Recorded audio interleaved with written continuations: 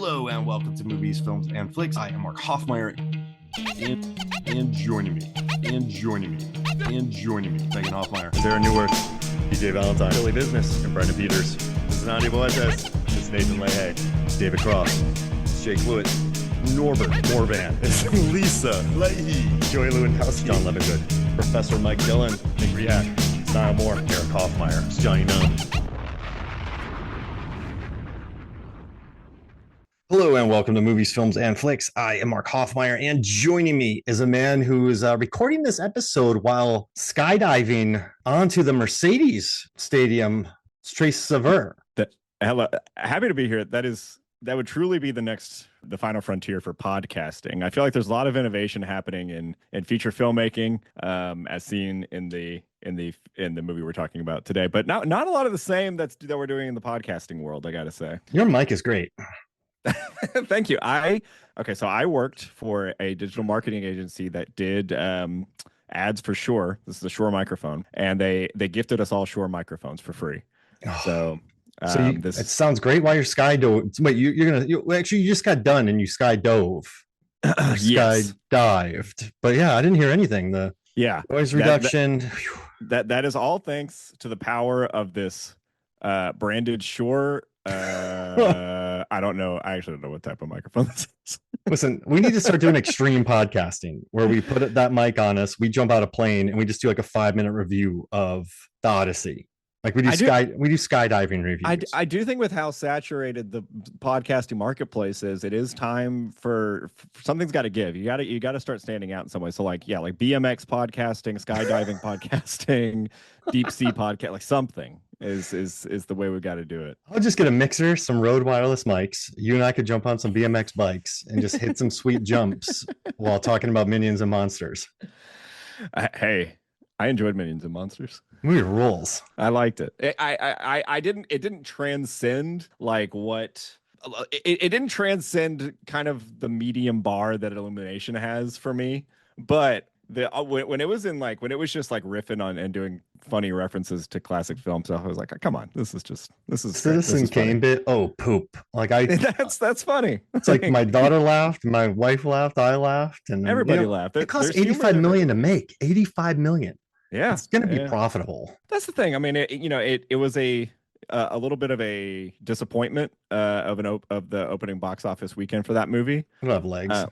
Yeah, it'll have legs, and it costs so much less than other movies cost to make. They make those things on a very tight budget. I don't even think there was this whole discussion about whether it was franchise fatigue. I think it just kind of came out at an unfortunate time, honestly. It's been a busy summer at the movies. And it was 4th of July weekend. It was battling Toy Story 5, which was huge. World Cup. Yeah, it was. I kind of think it just kind of just hit an unfortunate time more than people being tired of the Minions. But maybe people are tired of the Minions. I don't know. It's at 300 mil already. People, it'll plug along. It's like the millions of billions of years old. Like the movie have legs, just like the Minions. It's fine. It's fine. I love them. Our new eternal stars of the silver screen, just like the ones that they are paying tribute to in Minions and Monsters.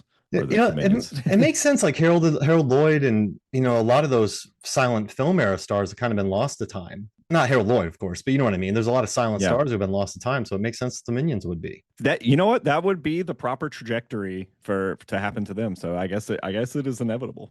It is a circular structure of what happens. Should Matt Johnson direct a Minions movie? I mean, I'm convinced that anything Matt Johnson gets his hands on is kind of going to turn to gold. So I would love to see what he does with a Minions movie.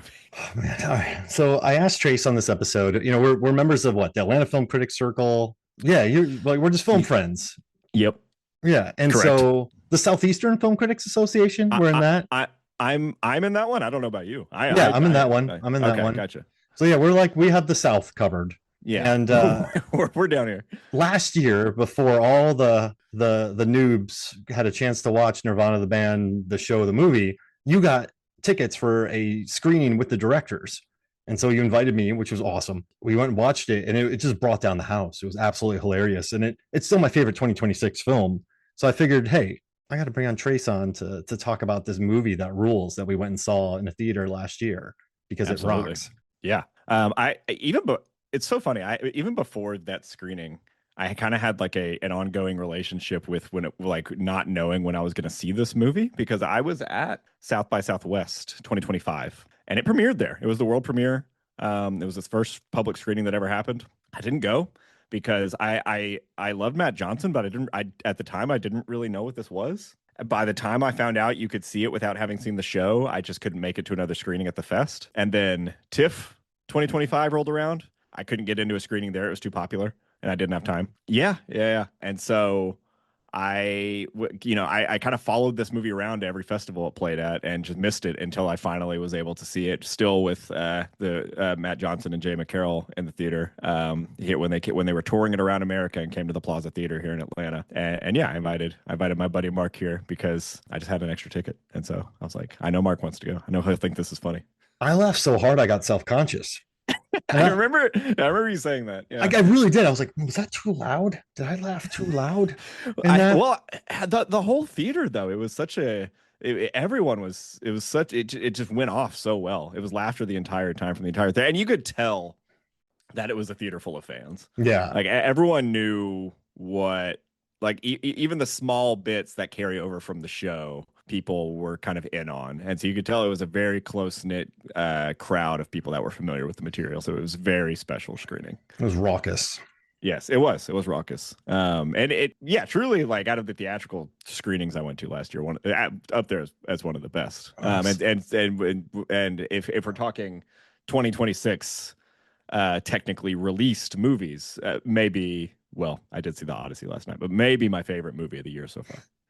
So my top three right now are Nirvana the band, The Furious, Bone Temple, and I love the drama a lot. Okay. So that's four, not three. But Nirvana's number one for sure. And and you know what's crazy? So Matt Johnson, I knew nothing about Nirvana the band, the show, the movie. But when I watched Blackberry, it was through IFC, and they occasionally offer chances to interview directors. And it's kind of crazy. I was a little late doing it, but when I watched that, I just really had the urge to email IFC and be like, "Can I talk to Matt Johnson?" Yeah. And this is before I knew about his collaboration with all like Jared Rabb and his entire team, and you know, even McCarrol, Jay. Like I didn't know about any of them. I just loved how he shot Blackberry, and I love how they funded it, and I love the performances in it and the way that they shot it on a budget and what they were able to do. And so I felt like not like a kindred spirit with him, but I just kind of felt like I want to talk to this guy. I don't know. I've never really had that before where I'm like, I want to talk to him. Normally I watch a movie and I'm like, that was good.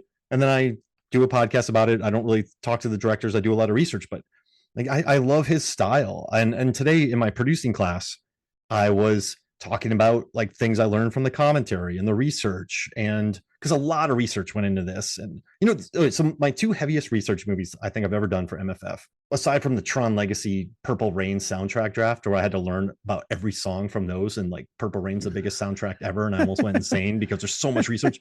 You could do an episode about each song. It was Back to the Future because I read the book about it. I watched it. I did all the commentaries. I basically absorbed all of Back to the Future.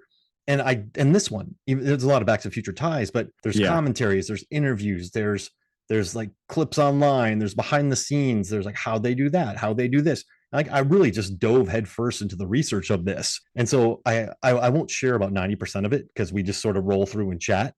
But I had a good time like just learning about how these guys work and how Johnson, McCarrol, Rabb, like the entire team just make it happen out there in Toronto. Yeah, I think I get what you mean about wanting to talk to and know more about Matt Johnson. I actually did interview Matt Johnson for this movie earlier this year. It was earlier this year. It was a quick 10-minute junket, which I knew once I found out it was 10 minutes that I was going to be able to ask the man exactly one question, because what's interesting about Matt Johnson that he talks, and that it's part of what's so fascinating about him is that he is so candid about his process. He is so open about the process of filmmaking and how they accomplish the things that they're able to accomplish, because so much of what they're doing, even on something like Blackberry, is so DIY.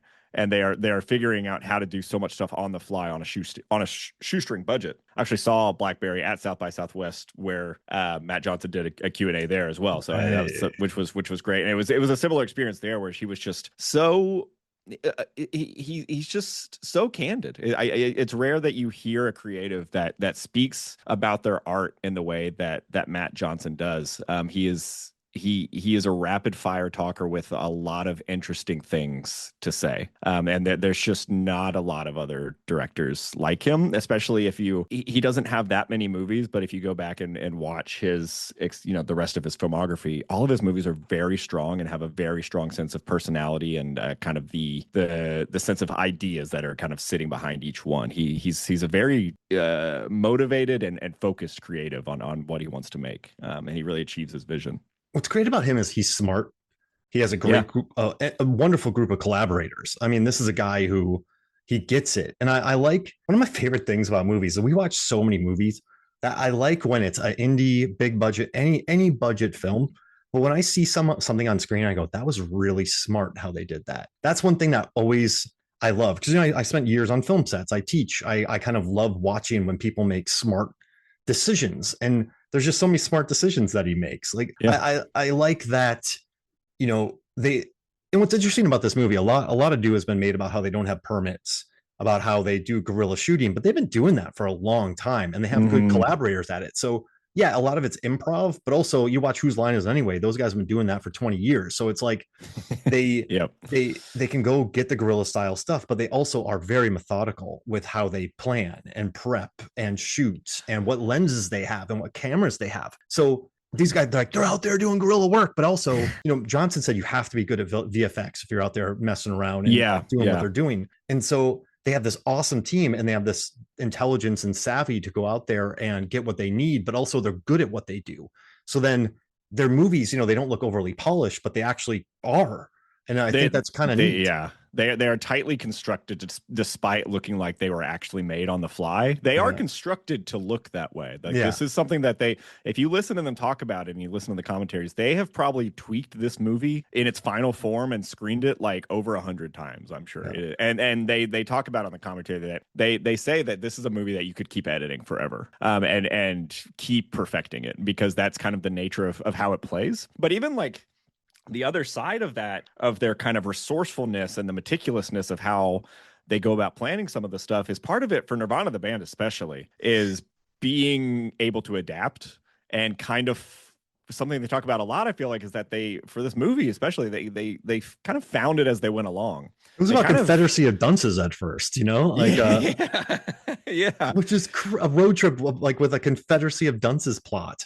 Yes, which is incredible. They had basically, I think, I could be mistaken here, I think they had basically shot a majority of what this movie was supposed to be prior, and it wasn't working. And so they ran with the ideas that they had, and they kept shooting until they found something else. And so they do have this level of tinkering what they have and what they know works, but being able to kind of discover the movie in real time. So they do have this kind of in the moment, on the fly, very kind of thrilling sort of way that they find what the movie is supposed to be. You kind of feel that in the way that the movie progresses as well. You kind of feel this sense of like danger, not even just from them like getting away with stuff in the movie, although that's there too, but the danger of the movie, like almost feeling like it's going to fall apart at any moment, just because it is so like it feels like they're barely holding it up. But that's kind of the magic trick of it, though, is that that's true, and it's also kind of not, because they've done so much to it also.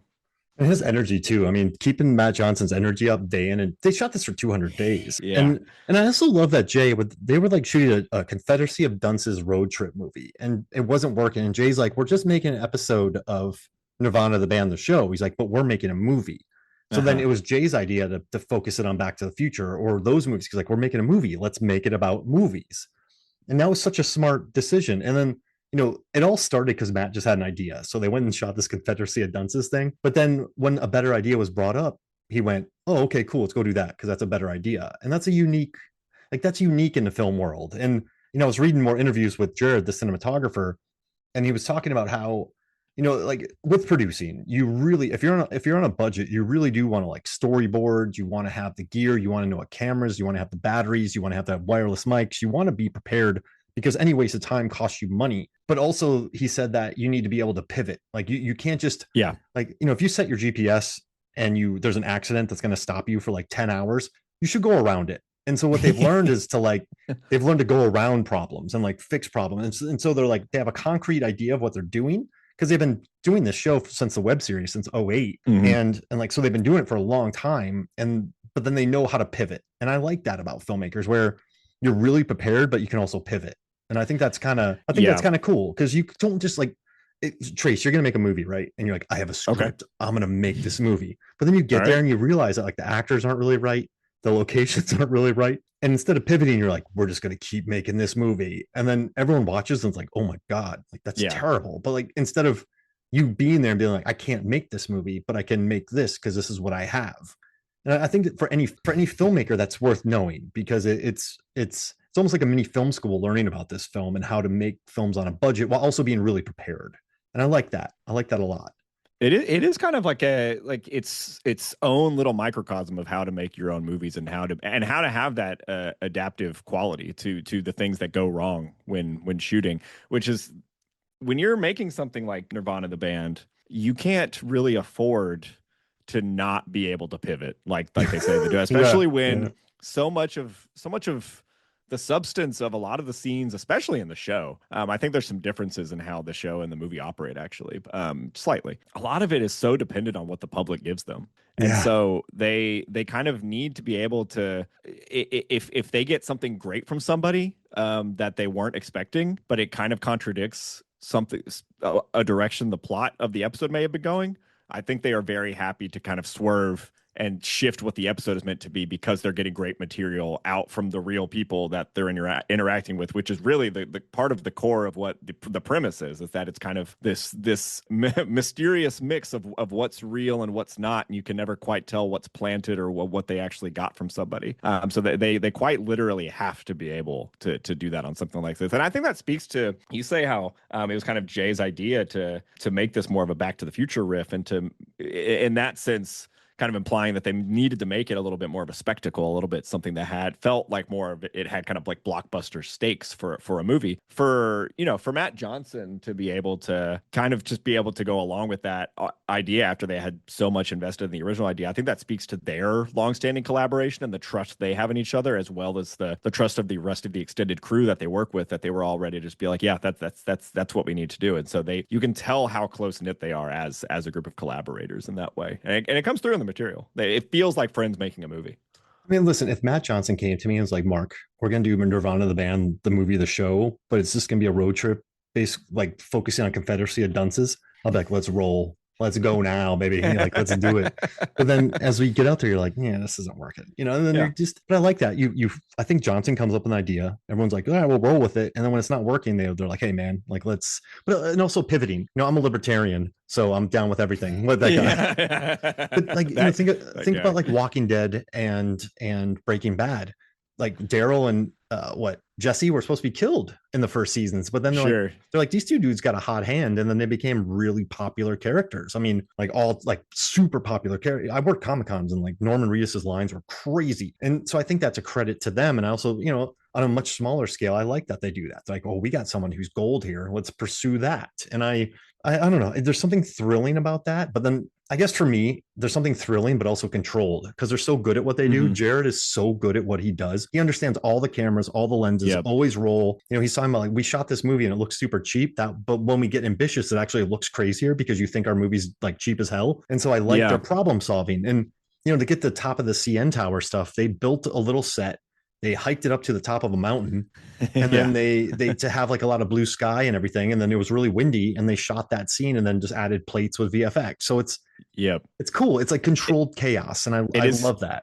It is exactly controlled chaos, and you speak to a good point in that it does a good that does a good job of convincing you or confusing you, I guess, about how much of it is real or not. The fact that they do have such strong filmmaking aptitude and such an elaborate post-production process. You've mentioned the visual effects, and they talk a lot on the commentary about how many visual effect shots are in the movie that you would just never know about because they're hidden in plain sight. And they are meant to add a sense of that sense of danger and realism that you get from watching Nirvana the band and wondering like how the fuck did they make this? How did they do this? Did they actually get to the top of the CN Tower and cut their wires? I don't I don't know that I ever believed they actually jumped off of it, but how far did they actually go to get to that point even? And so when you watch and learn the stories about how they even like strung all that together and where those shots came from and how far apart some of those shots really were in the process of filmmaking, just to go when they were kind of stitching the film together in the post-production process, it is fascinating. And you do come to see how much of this is very tightly wound up, despite it feeling kind of guerrilla and haphazard in the final product. It's meant to feel that way. That is the intention of the final product. You know, it's kind of crazy. It's meant to feel that way, but if you feel that it's fake, it's a bomb. It's like it has to feel guerrilla, but then it can't really be guerrilla because they're controlled. Yeah. But if you feel it, then you're like, if it feels false, then you immediately turn off. And I know. It's like, when we saw it in the theater, when they dove off the CN Tower, if they said they did it, I would have, well, there's no way they did it, but I would have been like, that's awesome. Or if they're like, oh yeah, we snuck our way to the top, like on Man of Wire, we hid somewhere and climbed to the top. I would have been like, yeah, sure, that makes sense. Like they're not in jail, but I mean, they're Canadian royalty, so maybe like someone got them out of trouble. Maybe the Toronto mayor who was at the screening in TIFF got them out of trouble. So well, you don't feel that, and it's pretty cool. And it's funny because I can't tell how much they hide to kind of maintain the illusion or how much they hide because they really can't say anything. They kind of mentioned this at the screening we were at, that there was some stuff, I think, especially regarding the CN Tower sequence, that they really couldn't reveal because some of it was maybe going to get them in trouble legally. And some of that also comes up on one of the commentaries on the Blu-ray, where if you're watching the CN Tower scene, the entire thing is beeped over, basically. And I can't tell if that is them having a little bit of a wink and a nod that to people more in the know may be kind of laughing because they understand that they're trying to maintain the illusion even more by not letting you in on how they did anything at all. When really, a lot of that is just clever visual effects work, compositing, stitching together different scenes, things like that. But it's yes, yeah. But the movie speaks for itself. How much have you seen of the show at this point? Have you gone back and watched the show? Yeah, I've watched the show. I love it. It's great. The first episode's on the Blu-ray, but I went back and when I went to go see Nirvana the band, the movie, I saw the second season. Don't ask me why, but then I went back and watched the first. And it's all, what I love too? They said that it's a show that you can't explain to people, but if you watched one episode, you could write an episode in like 2 minutes. That is very. Matt has a dumb idea to play like video games, and Jay gets sleepy from and then you know what I mean, and then they fail, but then they're friends, and and then they do the next thing the next episode. And so I love that it's really hard to explain, but also it's really simple to write, but it's not, of course. But I love it. And then it's I love like the web series, and then the first season. It was just I can't believe I didn't. I love Letterkenny, I love Shoresy, but I'd never really heard of these guys. So until Blackberry, so it's been a fun journey with them. It's such a fascinating way that they meld the web series footage with it's the whole premise of this movie, basically, is that they are in conversation with themselves from 20 years ago in this movie, and the way that they convince you that they are running around the streets in 2008 looking at themselves on the street, it is just such a feat of ingenuity in low budget filmmaking, because it just plays. It goes off without a hitch. It plays so well. It is so believable. It is just as believable as any time travel like movie that you'd see from Hollywood. And they're doing it. The main thing that they're doing is just they switched to a DV camera to switch the aesthetic to convince you that it's 2008. And that is the bulk of what happens in this movie when they travel back in time. Is that there's a narrative device where Matt Johnson tells Jared, have the fancy stuff, you can't have the fancy camera. We got to film with the old stuff, or else they're going to know we're from the future. Boom, you're in 2008 again. And there's some footage spliced in there that is actual B-roll from when they were just filming in 2008, the web series. So 200 hours they sorted through. Yeah. And so they have actual archival footage that they've spliced in there, but otherwise this is what they say on the commentary. They're not really doing anything to convince you it's 2008 in the regular shots of them running around. Mostly it's just the aesthetic of the camera and them trusting that that will be enough, and everything that they've set up in the movie will be enough to convince you that that's it. And they're absolutely right. And that is the magic of movie making. Like, that is the illusion right there. It's convinced you. And that blows my mind. That has blown my mind every time I watch the movie.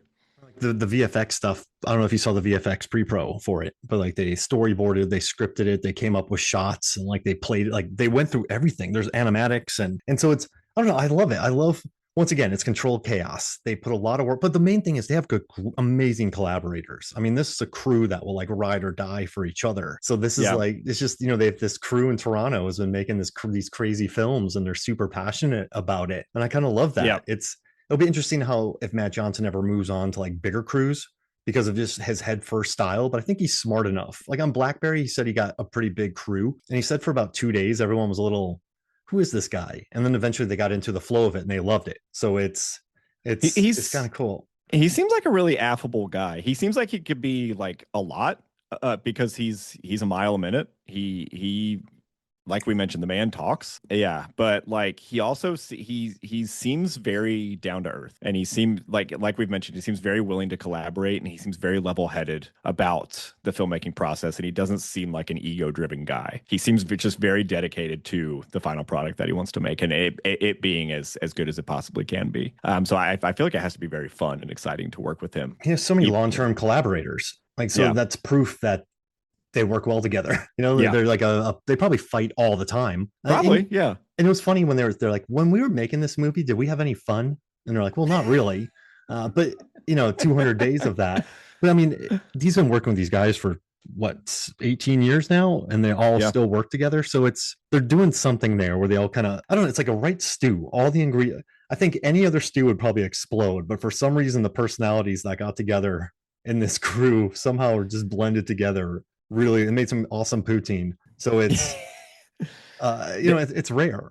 They basically they somehow managed to get the exact crew that resembles best friends working together to make a movie, basically, which is pretty remarkable. Have you seen movies like The Dirties and stuff, which I just rewatched this year, actually? I have not. I need to get to that. Yeah, it's a great movie. I have not seen his film Operation Avalanche in quite a long time, but I remember that one being great as well. But the Dirties actually is, rewatching it this year, very interesting, kind of darker B-side to his character in Nirvana the band, the show, the movie. He's if you don't know, if anyone doesn't know what that movie is about, this is an aspiring filmmaking high school student who is relentlessly bullied by kids in his class, and he starts to make a movie where he gets revenge on his shooters, and he starts taking it a little too seriously. And so on Tubi.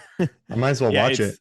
It's very good. It has a pretty bleak streak running throughout it, but it has that same sense of humor and heart that you get from Matt Johnson, but in a little bit more of a darker and kind of more twisted fashion. But he showcases some temper in this movie when he does the fist at Jay, like when he's about to punch him in the face, and he gets legit mad. Like that's not funny Matt anymore. Yeah, like that's. He was like, that was a legit threat. And I was like, is this the darker side of the character?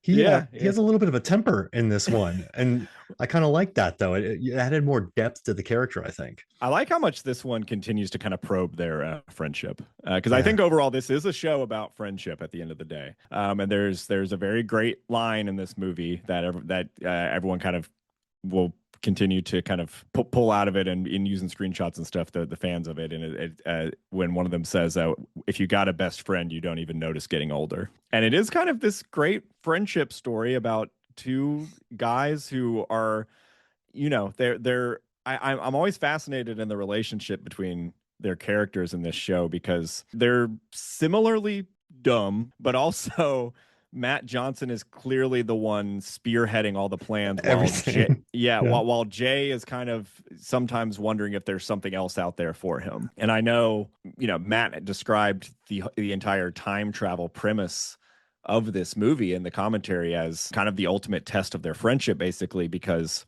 if they have a time machine, that's heaven on earth for Matt, because he could just retry plans all day, every day. Meanwhile, that's hell on earth for Jay, because he has to keep putting up with the plans that Matt wants to do in this endless purgatory without leaving. And so it really is kind of a testing of the bonds of their friendship that have been kind of strained through the television show, as well as Matt kind of strings Jay along on these harebrained schemes that, again, are always interesting because Jay ends up getting involved in them too, and he gets invested in them just as much as Matt. But he's always a little bit more hesitant, and he always is like kind of the one wondering if there's something a little bit more fruitful that they could be doing. Whereas Matt, it's his entire life. It's an interesting way to draw the characters. Kind of like in real life, Matt leads him into carnage.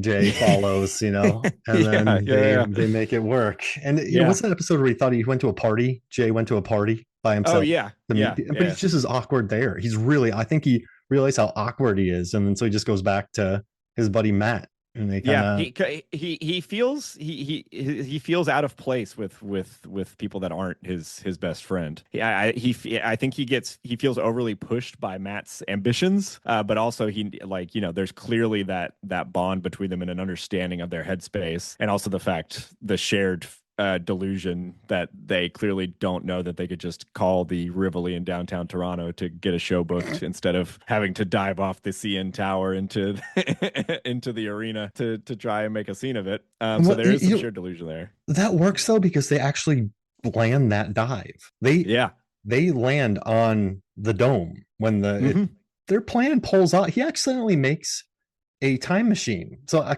think shows are best when they're not complete idiots. I think there's a limit to how much you just watch two idiots be idiots for a long time. What's nice about these guys is Jay's a good piano player.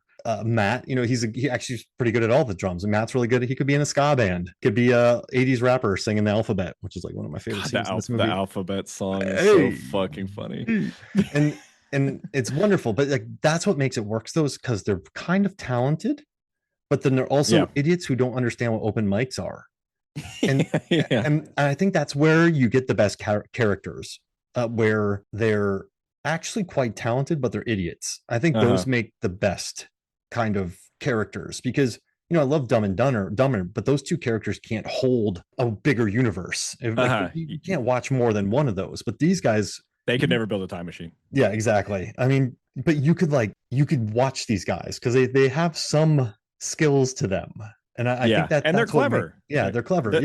They're similar to the filmmakers behind them. They're clever and resourceful, and they get away with doing a lot of things in the show and the movie. They're just all in a fruitless pursuit of something that could be accomplished in a much easier fashion. But there is kind of this contradictory dichotomy to them of they do have a kind of ingenuity to them, which counteracts their idiocy in a way that kind of heightens the absurdity of the show and the movie. I'm always interested when a show like this that is otherwise fairly set in reality. If you watch the web series, and especially like the first season of the TV show, there's nothing fantastical happening in them. They're all based in like making signs, or banners, and it's all practical stuff happening. Once you get to season 2, there's suddenly an episode where Matt becomes tiny on Halloween, and suddenly they've just decided they're introducing magic into the show without much further investigation of the fact that hasn't been in it before. And so this kind of consummates that in this movie. We're just they're just able, they build a time machine, like they're able to go that absurd with it at this point, because it's the show and the movie convincing you that of its own universe,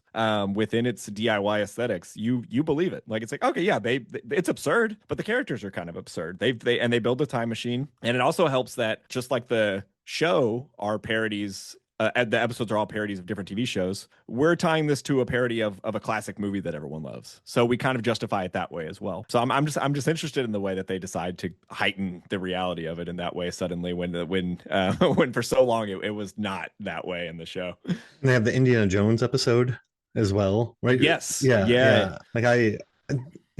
It's absurd, it's funny, but then you also have this kind of odd world. And also, I've been really driven before, and I've got blinders on when I do an assignment, and then when I get done with it, I'm like, I could have just done that. One time I did an entire I'm not going to say who, but I did this entire thing on a director, and I went, wait, maybe I should check if people have done this before.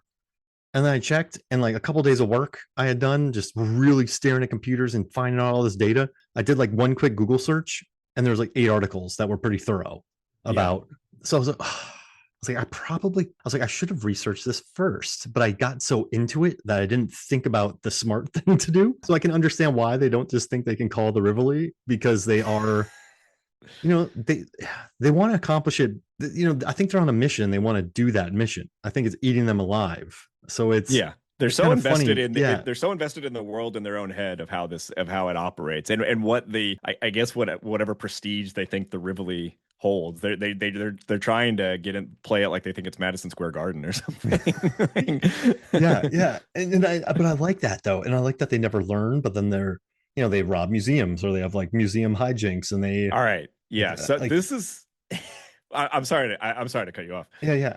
This is something I want to ask you about, actually, because I keep thinking about it in relation to the museum episode in the TV show, which is one of the most insane things I've seen any filmmaking production pull off ever. If anyone hasn't seen, I mean, go watch the TV show, but there's a scene in the television series where they have to steal a map from a Toronto museum to the underground sewer system of Toronto so that they can get to I believe underneath the Rivoli. Yeah. And so they go into a museum and steal a map. And the scene ends with them breaking a museum case, taking the map, being chased out by security with alarms going off in the museum, and them being running down the street with security chasing after them. And it's one of those things you watch, it's like, what the fuck did they do to pull this off? And the story is amazing. They actually went into this museum, built their own display case kind of under the around the gaze of the staff of the museum.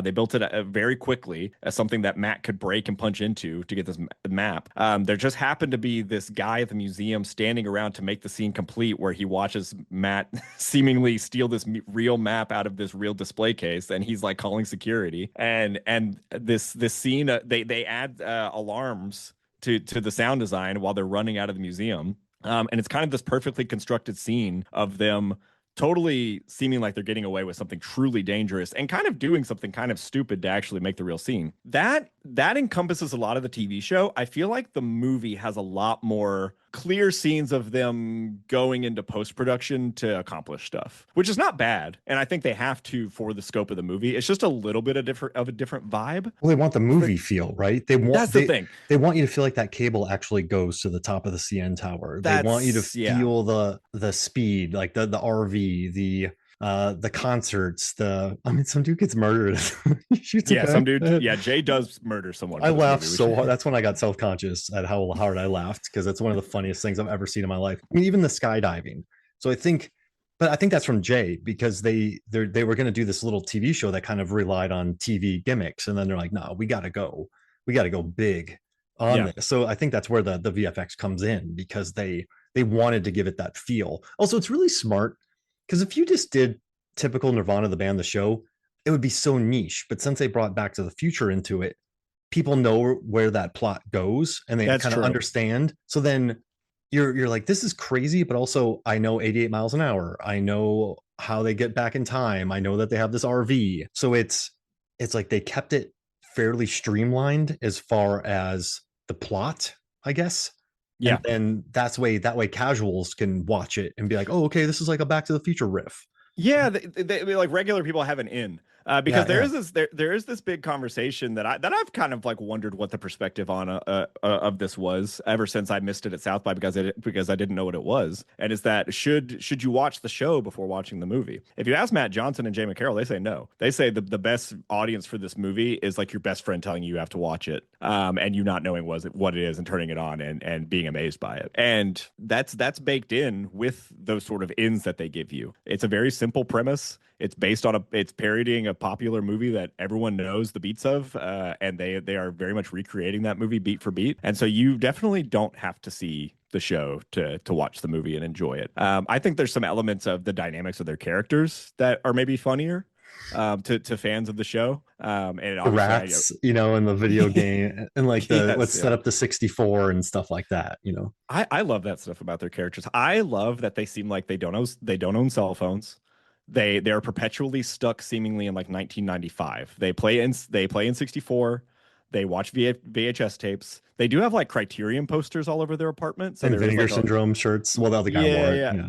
Yeah. There is. It's not like they're just like not acknowledging modern stuff, but the characters themselves don't have a lot of modern luxuries. And I love that the show doesn't really explain it at all. It doesn't really feel the need to justify it in any way other than it just being how it is, because it allows so many of these plots to exist in the way that they do. That Matt and Jay don't have cell phones, for example. And it also, I feel like that kind of there's elements of their characters that seems like they kind of have a perpetual penchant for nostalgia and this stunted growth. And it seems like each of them in their own ways cannot get past being a certain age, and being of a certain responsibility and being of a certain year in their life that may relate to them playing in 64 and playing GoldenEye, watching Back to the Future on their CRT TV in their apartment.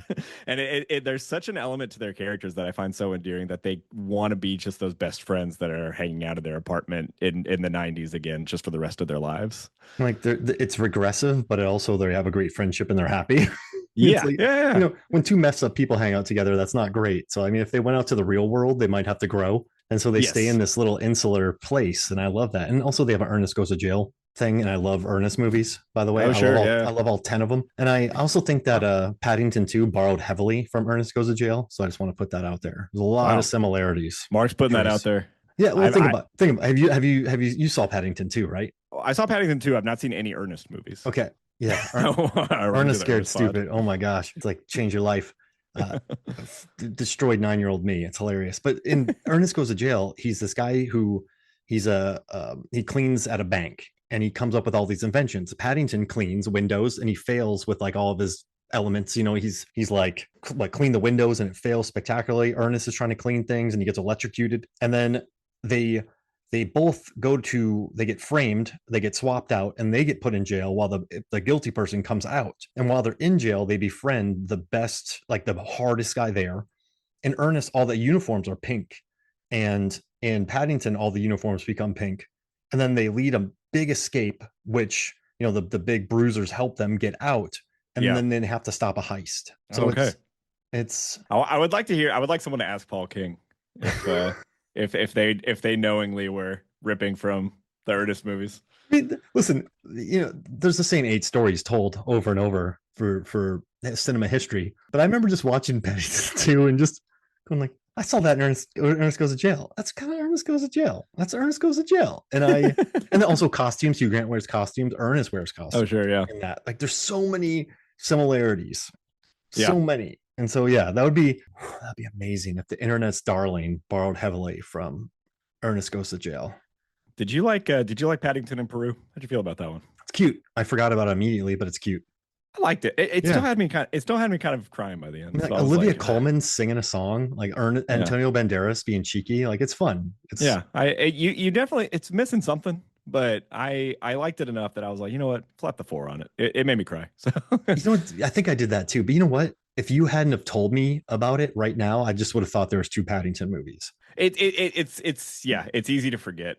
But I mean, Paddington 2 became such like a cultural phenomenon among film fans because it was like, whoa, like they actually made a good kids movie that's referencing like Charlie Chaplin and silent film stuff. And Paddington's such a nice little bear. And so he became sort of a critical darling for a minute when that movie came out. And the third one just did not have the same reception. But also it's tough though. It's like, hey, Alien 3 sucks because it's not as good as Aliens, or Terminator 3 sucks because it's not as good as Terminator 2, or Paddington 3 isn't that good because it's not as good as Paddington 2. I mean, not many things are better than those movies. Yeah. You're aiming for a really high bar. like it kind of bums me out sometimes when you talk to people and they're like, yeah, man, like I compare most action films to Die Hard, and you go, you do? Yeah, that means you like 2 action films ever made. It's like I think the baseline is Die Hard 4, or Under Siege, or Terminator 3. Like that's, if it's better than Terminator 3, it's good. If it's not as good as Terminator 3, it's not great. But if you're like, yeah, it's no T2, and it's like, well, I mean, what? Yeah, you mean one of the best and most influential action movies ever made? Like, what are you talking about? Yeah, I was doing this assignment once for Jurassic Park: The Lost World, and it was for the Rotten Tomatoes is Wrong podcast, and I was researching most of the reviews, and the majority of the reviews are like, well, it's not as good as Jurassic Park, but it's still fun. It's like, yeah, like there's no chance of it being as good as Jurassic Park. Like Yeah. I don't know. That argument always bothers me. It's That's why when I said Jurassic World was bad, I said it was bad on its own terms. oh, that movie's.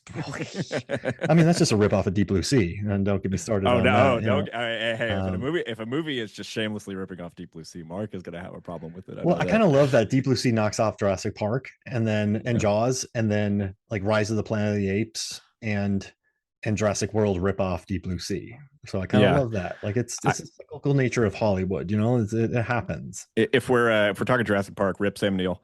Um, Oh man, it says has I imagine this is the Event first episode you've Horizon. recorded since his Yeah. death. Yeah, dude.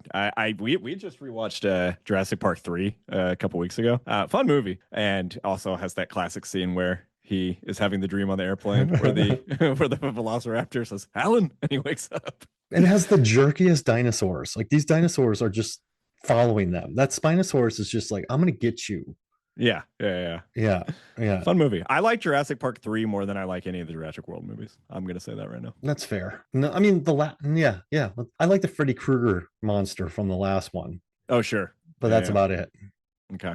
Yeah, the whole one's a wash. I Yeah. don't like rebootquels. Get out of here, reboot. I'm done. I'm over some of that stuff. I'm tapping out. So we haven't talked much about this movie, or like the scenes, but I also Yeah, think the yeah. problem with comedies is I don't know if you guys do this on tell them about your podcast real quick before I forget. Oh yeah. I mean, And where you write and where they can find you. sure. I am okay. So, well, I co-host the podcast Conversations on Clint with Jesse Nussman and Jay Ledbetter of the Atlanta Film Critics Circle. We are going through the entire directorial filmography of Clint Eastwood, all 40 films he has directed. We're currently up to what was the last thing we recorded? The next one's Unforgiven, so it's going to be big. And otherwise, I mostly write for awardswatch.com, occasionally for avclub.com, and occasionally on my Substack, just like in the movies. That's it. Nice. Listen to the podcast. It's fun. I was starting the Heartbreak Ridge Yeah. episode, and like you're like, what's a good Corporal movie or a good Colonel movie? And you're like, well, I guess Full Metal Jacket. Oh, but that was fun. That's pretty much it. We're starting to get good guests on. There was a while where it was just the three of us kind of going at it, but we're getting fun people on. We just had Nick Johnston on to talk Bird, the Charlie Parker biopic that Clint directed because he's a huge fan of jazz, and so that was very interesting to watch because Nick is someone that has a lot more insight into Charlie Parker and jazz than we all did. So he did us some learning on that episode, and I believe our friend Mark here is going to come on at some point for a movie in the future. We've got him on the schedule. So Man, I used to have that poster. I remember too, telling you about that movie. I had that poster on my wall. oh yeah, If it works yep. out, I'm not whatever you guys want. I'm here. I'm around. You're on But the schedule, so you're coming on. awesome, good, good. I just don't expect anything, so it's cool. Even though I have a podcast where I get guests on, yeah. But so talking about comedies, you just start going. This scene's funny. We did an airplane episode where Norbert and I were just like we tried to talk about the plot, and then we're just what about this scene, this scene, this scene, this scene, this scene. Yeah, So it's kind of tough.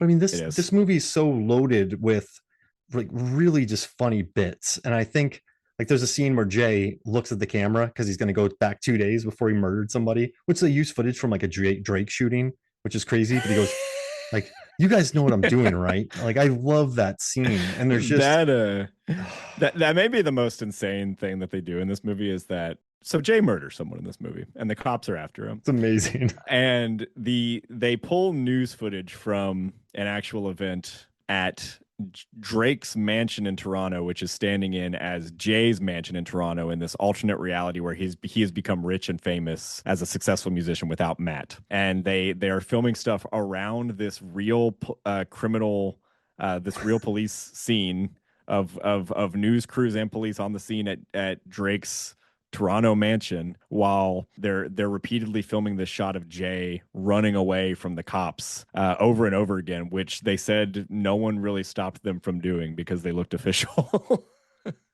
It's amazing. They probably had a ladder and a clipboard and a camera. Yeah. It's not a joke if you walk some like into a building with a ladder, they're just gonna let you in. So yeah, they just looked official. That's funny. Like hey, there's a shooting. Let's go over there. And there was like a Taylor Swift concert. They got some footage. They said, and they just no. I love how they just use what was around them and were able to pivot. And it makes me, I don't know. Like, but what are some funny? Like, what are some moments that you loved that just? Well, the big moment that I feel like everyone loves it is the scene where Matt realizes they are in the past, and he goes to a theater showing The Hangover, and as soon what Mark, let me tell you, when we first saw this movie, and I saw that Matt was going into a theater to see The Hangover, I knew exactly what was about to happen. I knew this was the joke that was coming, and it was still just as funny.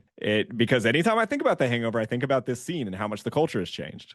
This is something that kind of runs through my mind, and it is the scene where Bradley Cooper says the F slur to a laughing crowd of moviegoers, and Matt realizes that something is drastically wrong. Oh man. The look he gives the camera is just absolutely incredible. And the theater lost it in that scene. But these guys are just so fast though. There's that scene where he's talking about skydiving into the Toronto stadium. He's like, they might think we're terrorists, so we'll do peace signs. We'll do peace signs. Yeah.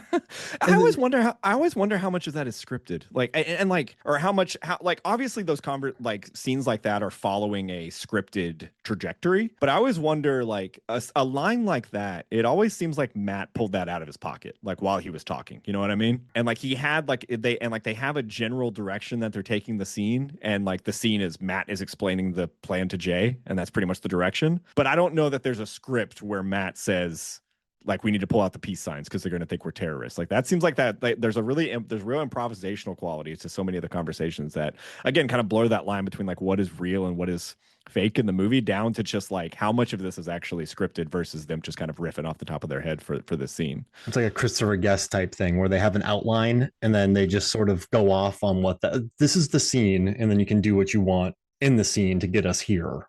Yeah. Because I mean, if he faked that, you would feel it. When he said the piece, he does it. Maybe his skill after doing this for so long is just seem natural, making things seem organic and not rehearsed. And as we talked about, Matt is such an off the cuff guy, and he talks so much, and he has so much running through his brain at any given time. It sounds like whenever you speak to him or whenever you hear him talk, that it does not seem implausible that he's just pulling stuff out. Especially the other big moment that makes everyone laugh, obviously, and is the alphabet song, which hey. that absolutely reads to me as something that just came out of that scene. Like Matt thought of that, and they just pulled that out, and it's one of the funniest things in the movie.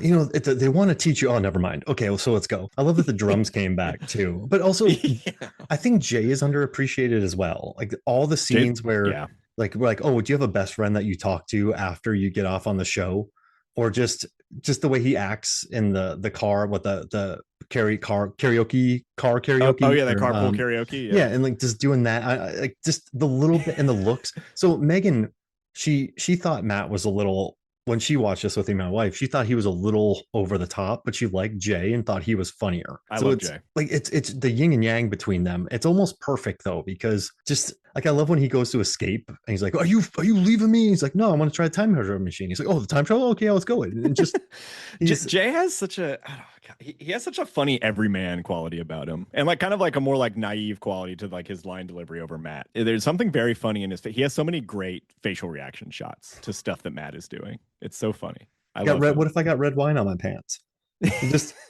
But that's like, it's interesting. Sometimes that person gets kind of swallowed whole by Matt Johnson, but it's such a good yin and because you can't have them both be like that. You got to have them be kind of opposites. I mean, they're both idiots. They're both talented, but like, it's funny just watching those two. Like, I love that episode where he's falling asleep playing video games. So he's actually really good at the physical comedy too. And so, he's great. He is just as in it and as capable as Matt is. He's just the one that has to play it slightly less big. And so, there is the threat of him being swallowed by the big personality Matt Johnson, but he definitely holds his own, and he is a necessary component to that dynamic between them. And honestly, when I'm watching the show, I'm usually laughing at Jay the most because he has such a kind of a bemused quality to the way he responds to Matt.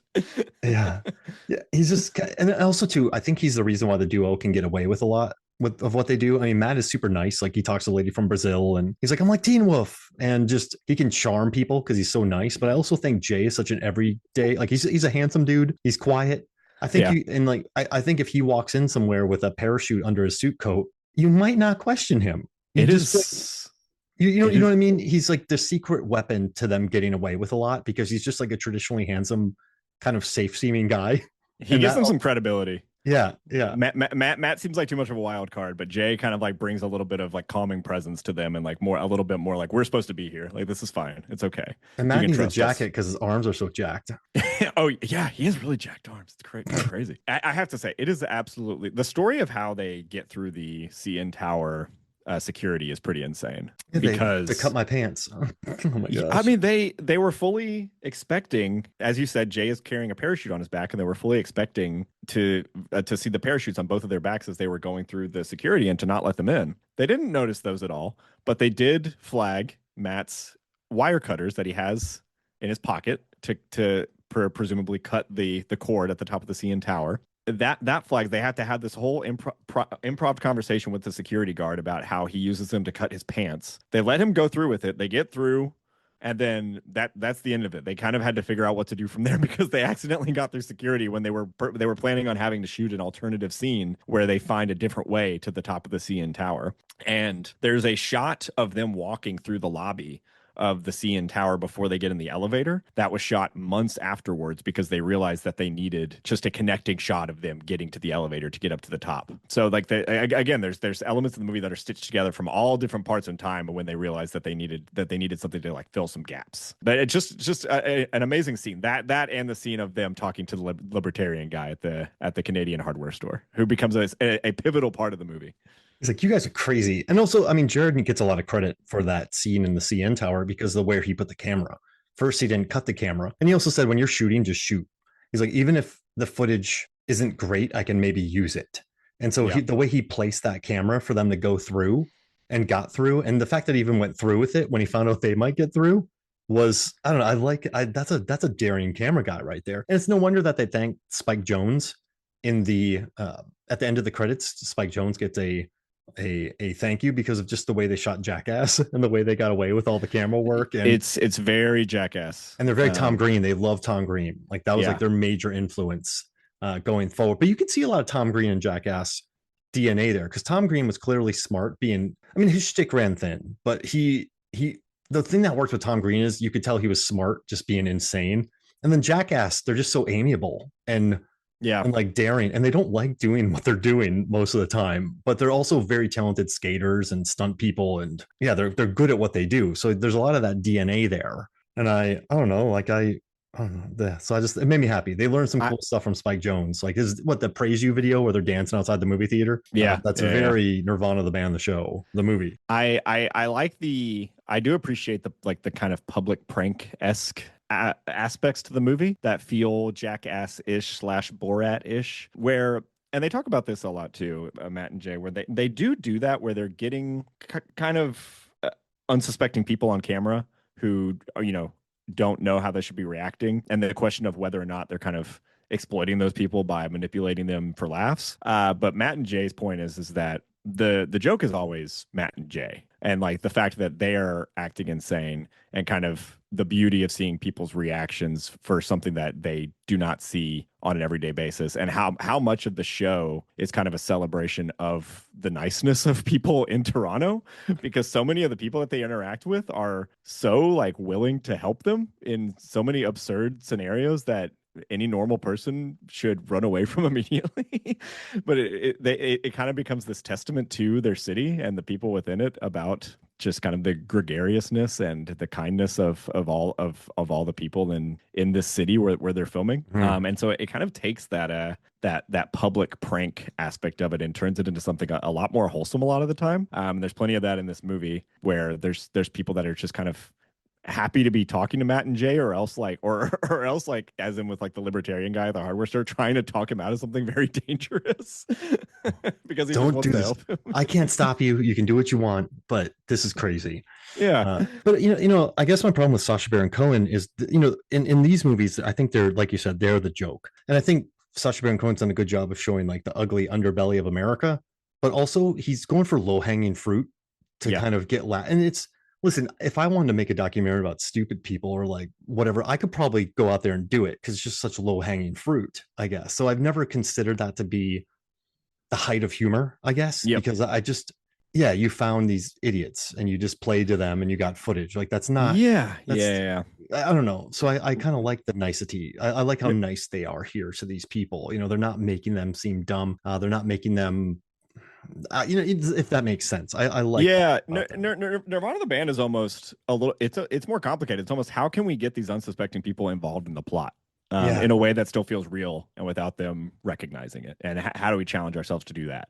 And yeah, the joke most of the time is that they look like absolute fools, and there's like kind of still the tension and cringe comedy element of it, of them acting like insane people in front of people that are not in on the joke. But again, the joke is always more reflected back on them than on anyone else. like, what year is it? 2008, man. And he's like, what? And runs away. But like those guys were nice. They gave him a Yeah, good answer. And yeah, oh man, I love this movie.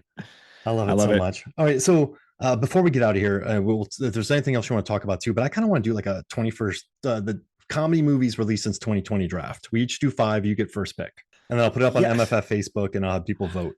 So when you said we were going to do this, I kept remembering you saying it as just a comedy movie draft, and I was like, "Oh, perfect." And then I reread it. I was like, "Oh, comedy movie since 2020."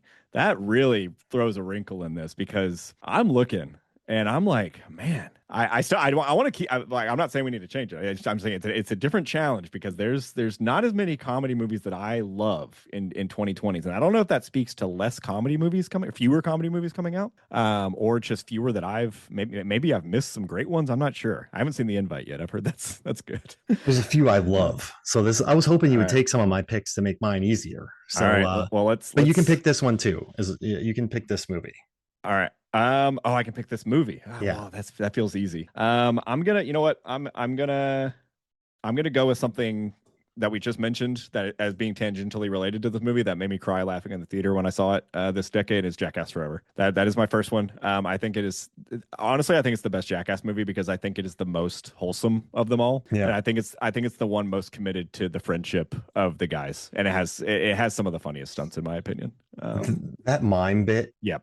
is one of the funniest jackass stunts I've ever the greatest jackass stunt is I think I told you I had to watch all of them and pull all the stats from him for a Johnny Knoxville quiz and he loved Oh it. yeah, yeah. So that was awesome. But my favorite one's the hand that slaps people. When Bam Yeah, Margera the, gets the hit hand by that that slaps hand, people is there's classic. been Yeah. nothing better. But I love that mime bit in this one. Oh, it's so good. Yep. Yep. I love it so. And Did also you see listen to the Movie Films and Flicks podcast because I'm doing a giveaway for the newest Jackass movie soon. So listen to did you that. see the newest one? Did you I see Best haven't and yet. Last? I haven't yet, but It's pretty good. It's half a clip show. But there is kind of like a melancholic like goodbye quality to it. And there's some funny new stuff in it as well. I mean, save Johnny. His brain is mush. There is I don't want to spoil it for you, but Okay. I will say one of the craziest stunts that they've ever filmed is in the movie and it was something that MTV wouldn't allow on air. And it's the first thing in the movie. So let me know when you watch it, but it's the gnarliest thing they ever filmed. It Oh, feels like a snuff movie. It's like it's pretty crazy. oh, I can't wait. Yeah, I Yeah. can't wait. I'm gonna go Barb and Star go to Vista Del Mar Yeah, because that was kind of walking around that one a little that's bit. the But yeah. my Megan and I love talking crabs, bees, Sure. multiple Kristen Wigs, Yep. alligators, jet Yep. skis. I mean, Damon Wayans just being odd. It's just one of the dumbest, funny, like Trish, long conversations about Trish. What a gem of Yep. a film. I love I Barb and Star Go to Vista Del Mar so much. I owe that a rewatch. I haven't seen it since it came out, and that was in the depths of the pandemic, and so all the memories around that time are a little shoddy. But I remember very much enjoying that movie. It was definitely kind of one I was thinking about because like I haven't seen it in a while, but I remember really liking it, thinking it was really funny. But yeah, I get it. I love And it that so one has a much. pretty big cult following now. Yeah. And like that talk about walking a tightrope. That movie could have missed so hard, Yeah, but it doesn't. It's really funny. I love it so much. I'm gonna go with another. This is actually another movie I haven't seen since it came out, but I remember really liking it. And I revisited my letterbox log, and I was like, oh yeah, this movie's really funny. I need to rewatch this. It's another hidden camera kind of prank comedy movie. Maybe a little bit of a meaner spirit than Nirvana the band. I genuinely can't quite remember how mean they go with it, but Bad Trip. Bad trip. The Eric Andre Lil Rel Howery movie, which I remember just having a ball with. I definitely owe it a rewatch, but there's some bits in that movie that I recall as being very funny. Like Tiffany's in there. Like that's a funny movie, man. Yeah, yeah. Yeah, that's I don't really remember much of that. I need to watch It's that definitely again. that's another it's another COVID era one where it's like that's some of the memories of that time are a little clouded, but I have that kind of higher on my of movies comedies I've rated highly on Letterboxd this decade. So I wanted to give it a shout out because I feel like it's kind of gotten lost a little bit, but I remember thinking it was very funny. Okay. I have a big list. I'm gonna go, well, Hundreds of Beavers, because I just love that Yeah, movie. yeah, that was potential for I me. think Yeah. it's hilarious, and I think it's endlessly inventive, and I think it's handcrafted and very funny, and it features catapults, chases, and just stupidity, endless creativity, and it just made me very, very happy. So I'm gonna take Hundreds of Yep. Beavers. I loved Hundreds of Beavers. That's one I want to pick up on physical media, and I haven't done it yet. But I love that movie. Loved how indebted to video games that movie was. Yeah, Very video game process oriented movie in an interesting way, which you wouldn't expect from it. But so much great it physical helps comedy being in that able to movie. follow it too, because you know where he's going and what he needs. Like Yeah, it's a yeah, nice yeah. in. Yeah. My third pick, movie that I saw at TIFF last year and got a release this year to kind of some surprise acclaim. From my perspective, I was expecting this movie to kind of be dropped and no one really pay attention to it because no one was really going to get it. And I think there's plenty of people that don't get it, but it kind of has found a life of its own. It's the Napa Boys. This movie directed by Nick Corossi, who may or may not be coming on the Clint podcast at some point in the future. And it is basically the whole premise of this movie is what if the movie Sideways, starring Paul Giamatti and Thomas Hayden Church, spawned a franchise of shitty direct to DVD sequels a la American Pie Presents, and this is the fourth one in this franchise of Sideways straight to DVD sequels. Kind of an antagonistic comedy. It really does no favors for the audience watching it. A lot of anti-humor in the movie, I'd say. But if you can get on its very bizarre wavelength, as I said, kind of antagonistic humor, I found it very rewarding. And if you are at all in the zone of kind of alt LA comedians in the podcast scene, there's so many faces you would recognize here, including like Paul Rust and Mike Mitchell and Armin Weitzman and all those types of people. So great movie. I loved it. Okay, that's gone to the top of my list. There was a screener chance for that, and I just didn't do it. So I need to watch it. I Yep. like this.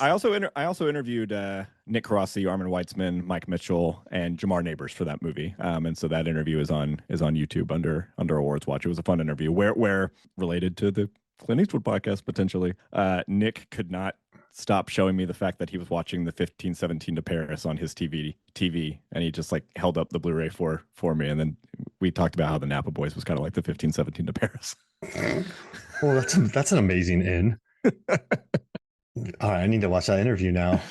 Okay, that was a good one. That's a tough one. All right, how am I going to follow that? All right, so I'm going to mess up his name, but Quentin Duclos. I don't know if you've heard of him before. Yeah, Rubber, sure, Deerskin. yeah, He that made guy. this movie called Mandibles. Have you watched it? Mandibles. No, this sounds familiar to me, but I'm actually not sure what it is. And he also made a movie called Yannick, and smoking causes coughing. Okay. It's like Power Rangers, and their boss is a rat that keeps being with like scantily clad women, and he's just drooling green slime the entire time. Oh yeah. But Mandibles is about these two idiots, complete French idiots, just the idiots of idiots, and they find this giant fly, and then they end up Okay. at this house with the lady, what Adele. Oh, like, I don't know. She's from Blues, the Warmest Color, and Oh sure. not Leah Sado, and it's just the dumbest thing I've ever watched, and it's All right. lingered in my memory for about 6 years now, 5 years. Just these two idiots and this giant fly, and I love French people. it is so dumb, and it's so on my wavelength that whenever he has a new movie out, I gotta go watch it. Smoking causes coughing and all those, so I had to have Mandibles on it because it's this Yeah. it's like idiot. It's like Dumb and Dumber but French. All right. I mean, hey, Dumb and Dumber, but French. That's Dumb and Dumber and Dumber. Yeah. It's really Sorry to the fun. French. I almost did Smoking Causes Coughing as well. And there's also another it's a completely different director, but last year a movie came out called The Empire. It's a Okay. 2024 film, but it was released last year. It's from Bruno Dumont, who also shot a movie called France, which I it's kind of, I don't know, man. That it's with Leah Sado, and John Waters recommended it, and it's very beguiling. Leah Sado is incredible in it. and I don't think anybody would ever like it, but it's lingered in my memory. But he also has this movie called The Empire, where everyone's just these aliens attack a coastal French town, and it's just everyone being complete weirdos. I gotta get. French weirdos.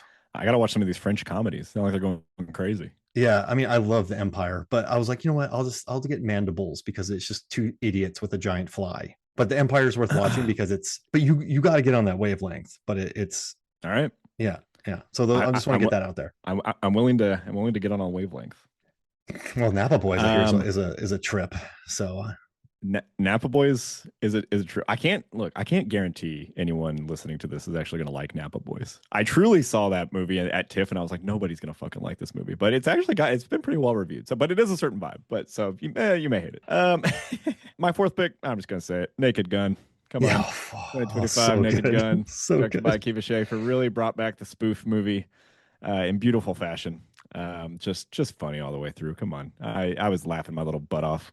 You punched me in my belly, the soft part of my belly. And I've been hit in the stomach before and been completely floored. So I understood that scene. You know, take a chair. No, thanks. You know, I love just silly comedies, and I love kind of spoofy parody type comedies. This is the funniest one I've seen since my favorite comedy, They Came Together, the David Wayne movie that came out in 2014 with Paul Rudd and Amy Poehler. Have you watched Gail Daughtry yet? Have you watched it? Yeah, I saw Gail Daughtry over the weekend. I liked it. One of my favorite. I wish I liked it. Like, I wish it was like 10% funnier. I want Aniston's cookbook. You want? Wait, what? The cookbook she has. Where like grab a hot dog. Put it in a pot. Yes. Yeah. Boil water. I forgot about this joke. That was one of the best jokes in the movie, actually. The fact that she's doing a book reading, but it's just for a cookbook. That's very funny. Yeah, but Naked Gun rules, man. That's a good pick. Naked Gun's great. And Akiva Schaffer is always he's directed a lot of my favorite comedies. I love Pop Star. And the Lonely Island guys in general, obviously, is just great. So Pamela Anderson's scatting is just something I didn't know I needed in my life, and I love it. I love it. Incredible. Okay, this is a random one, but I'm gonna say Barbarian because I laughed when he took the tape measure out and just and then when that guy's like, she hasn't been around here for years, and he rips her arms out of that guy's body. I laughed. So I think it's a horror comedy, I would say. I don't know. Is that more of a horror movie? Or should I just take a comedy? Should I not cheat? No, I like that you picked that because I've been kind of dancing around doing someone that kind of been genre a little bit, and maybe that gives me permission to pick one of the ones that is more of a genre hybrid than just pure comedy. And I think Barbarian is very much the second half of that that's almost all comedy, honestly. It's died laughing. Very funny. I also figured out the square footage of that basement. Oh yeah, you did. Yeah. What a great project for you. That was lovely. I loved it so much. Okay. Oh, this is your last one. What do you got? This is my last one. This is tough. I've got a few options here that all kind of are in the realm of not quite straight comedy, but have enough that you can kind of file it under it. I think I'm going to go with one that's actually, it's very funny, but it is also a little depressing. I don't know if you've seen this one, Mark, but you might have actually. I saw it at London Film Festival in 2023.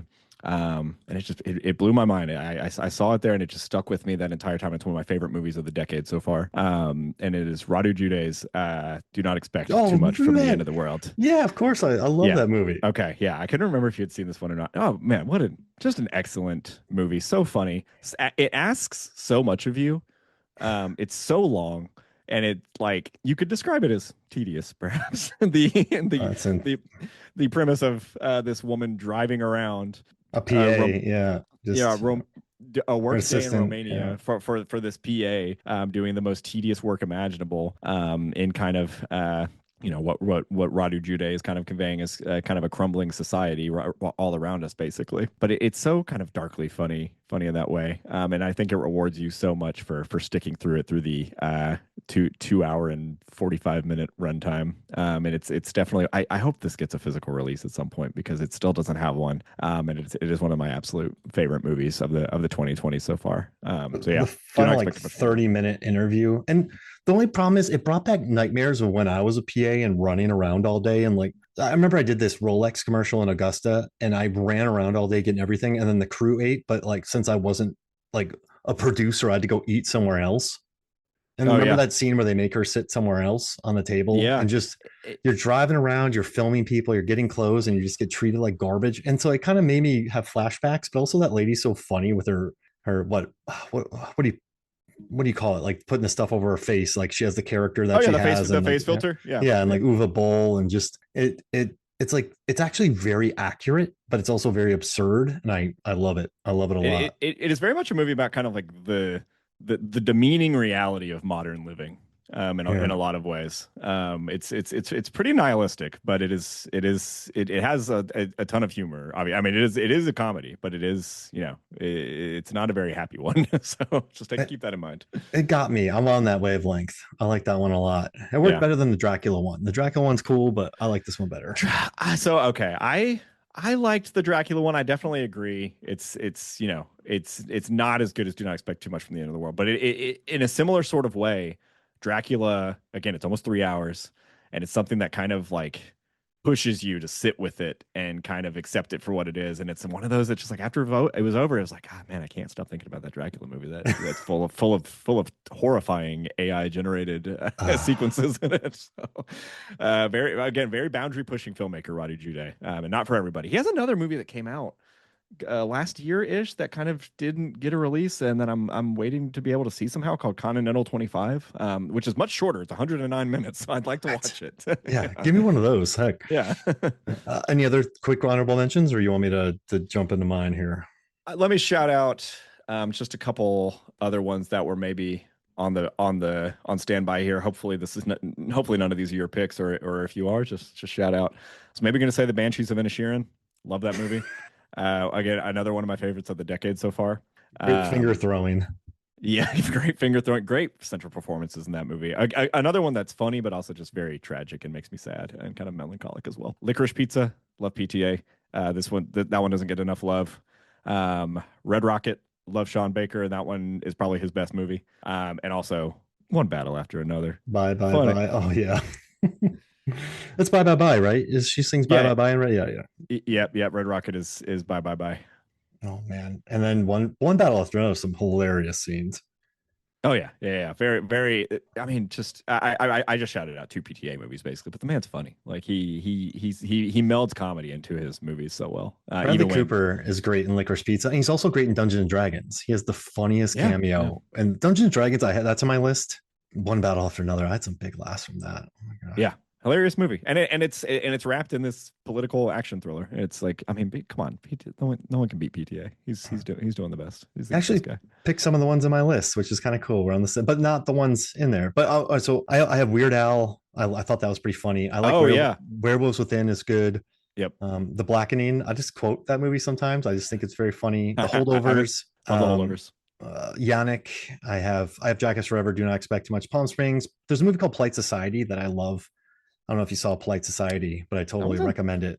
It's like an action comedy. 1% Warriors, this Japanese film that has probably one of my favorite. It's a Japanese action film about an action star who actually is a very good martial artist. There's just some really funny. The final fight is this, like, they're fighting, but the cocaine's in the roof, so they're getting rained on by cocaine, and it's nice. I laugh so hard. Like, just it has a lot of funny stuff to say about action cinema. Dream Scenario, it's just funny watching Cage come and sneeze or poop himself at the same time. Different Man is great. Different Man's great. I love that movie. Splitsville had some very funny scenes. Didn't see that one. Oh man, I laughed so hard with that. Bottoms. I think about Bottoms a lot. I think that movie is very funny. Asteroid City. There's some Asteroid City. Great bits in there, but I'm gonna go with Hot Springs Shark Attack, where you're going with what? It's called the Hot Springs Shark Attack. You can get it on Vinegar Syndrome. It's a very DIY film, but it's about these sharks who they can squish themselves into pipes and they attack people in hot springs. There's like a guy eating a submarine sandwich in a submarine. It's super DIY. This is such a Mark movie. This is I love it. This is the exact movie you would pick. I'm glad you picked this one. It was in my top 5 of last year. It's just like beautiful, insane. There's like shark wearing a crown. And the sharks go shark. Someone I follow on Letterboxd described it. Justin LaLiberty of Vinegar Syndrome actually described it as easily one of the dumbest things I've ever seen. Complimentary. So you know what? I gotta check it out. It's made with love. It really is. Yeah. And I'll let you borrow it, I guess. All right. It's also on Canopy, so I got I can watch it on there. But it's so good. Like I bought the release of it, and I absolutely adore Hot Spring Shark Attack. So that's my final pick. Can I shout out one other movie? Yeah, of course. Well, also Friendship, the Tim Robinson yeah. movie, very funny. But the thing I was going to shout out was the Conor O'Malley movie Rap World, which I almost picked as my last one. This is a 56-minute movie on YouTube about it's a found footage period piece comedy about a rap group of friends in Pennsylvania in 2009 trying to record a rap album. It is so goddamn funny, and it is so evocative of a certain time and place. If you are cognizant of the late aughts, that it is going to make you kind of uncomfortable with how accurate it is to that time period. So shout out to Conor O'Malley. I don't like going back there sometimes because it was such an aggressive era, man. Like that's what this is about. I think of, like I was in college in 02 to 05 in Tallahassee, and that's like party central with like Girls Gone Wild and like how I know you're blank, like just that whole era of like that. And I'm so happy to be past that now. This is a look, Mark, this is a fun, safe time capsule back to that time. Got it. It was just like I was just in it, you know what I mean? So it's like, I go back to some of those aggressive comedies from the 2000s, and I'm like, I get it. I understand, but I'm like, I just don't miss those. Or the fashion. Please don't bring back 90s fashion. Don't bring back 2000s fashion. Please. Yeah, 2000s fashion pretty crazy. Stop, y'all. But hey, Trace, this was awesome. Thank you for joining me. This movie rules. And absolutely. Thank you for coming on. I feel like we got to mention Nirvana the band, the show, season 3 on the way. They've talked about it. And I think Matt says on the commentary on the movie, part of the crux of the next season is going to be the fact that Jay is the only one that remembers the events of this movie at the end because of the split timeline. So it is happening apparently, and it is going to be in conversation with the movie. So we should get excited. Yes. Oh yeah. Well, that's a good way to end. Jeez Louise. Well, read Trace's reviews; they're all great. You can find them on Rotten Tomatoes certified over here. True. Yeah, just read his stuff. This is going to listen to the Clint podcast. Make sure to check that out. Yep. And I'll share that all in the notes when I write this thing up. But hey, thank you so much for joining me, Trace. Thanks for having me, Mark. This is good. All right. So for me, Mark Hoffmeyer, for Trace, this is Movie Sons and Flicks. We'll see you next week. Hey, Mark here. And I have a random giveaway for you. I have 5 digital copies of the 2000 film Scary Movie up for grabs if you're interested in winning a copy. So to promote the 2026 film Scary Movie, we were given digital codes for the 2000 original Scary Movie, which is still very funny. So if you want to win a copy, just shoot me a message. Be like, hey, Mark, I would love a digital copy of the 2000 film Scary Movie. Watch the all-new extended cut of Scary Movie at home now.